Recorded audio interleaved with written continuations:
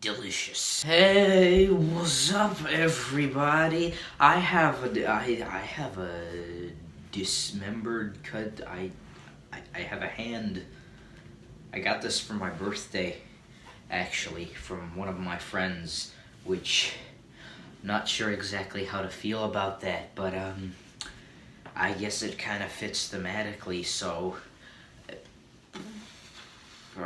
So this is part 2 of the video that I did last time about the plague doctors. That video was supposed to talk a little more about the doctors themselves and like their costume and stuff, but I didn't really get to do that because I was too busy talking about all the messed up medical practices that were going on, and some also the less messed up medical practices that were going, the medical practices, let's just say that. But hey, now we got another video, and now I have all the time in the world to talk about that stuff, so let's get into it. I should put on this fedora here. Gives me plus 10 to facts and logic. So plague doctors have this iconic costume, you know, you got the beak, you got the robes, you got all the cane, you got all that stuff. But like, why did they wear such a weird sort of, why did they have such strange attire?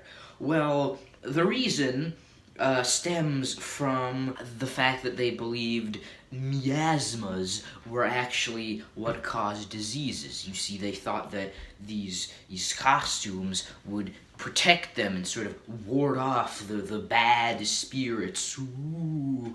And interestingly, they actually did kind of protect them a little bit. But it wasn't for the reason that they thought. And it's really friggin' hot in here.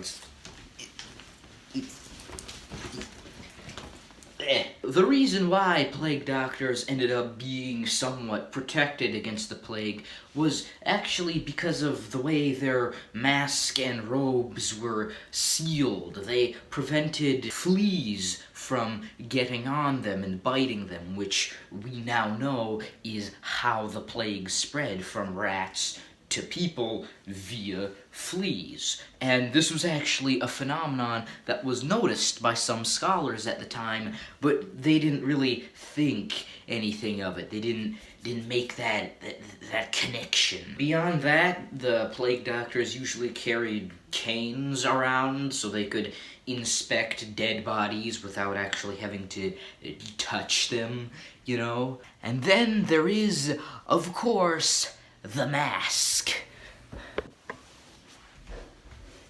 So the reason plague doctors wore masks was pretty much the same for the reason they wore the rest of their costumes. As said, they thought it kept away the bad air and warded off evil spirits and so forth.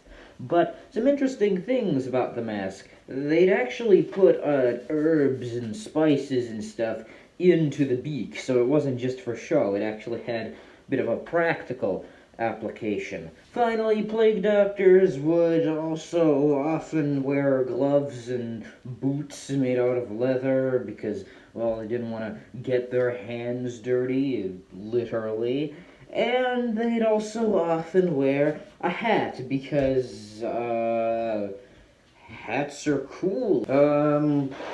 I think that's pretty much it. This was a bit of a shorter video. As you can see, I'm working on some other stuff at the moment. We're gonna bring you some interesting new project video things soon, but for now, you know, I just wanted to mention some of the stuff didn't get to mention in the last video. So, yeah, I think that's everything. See you later, guys. Woo, spinny chair, woohoo.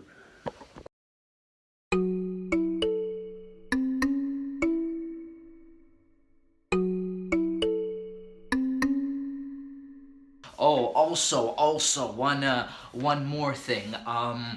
In the last video, I mentioned a king who was really fat and I'm spinning around. Who was really overweight, and so he got kicked out. He got ousted from the throne by rebels, and then he said he got his mouth sewn shut. Well, actually, turns out that was a different. I'm spinning again. Okay, it turns out that was a different overweight king that got. Would you stop it, chair? That was a different overweight king that got kicked out. This guy, the one I was talking about, he didn't get his mouth sewn shut. He just went on the diet. The other guy got his mouth sewn shut. Sorry, there are a lot of these kings in history. It gets kind of difficult to keep track, you know.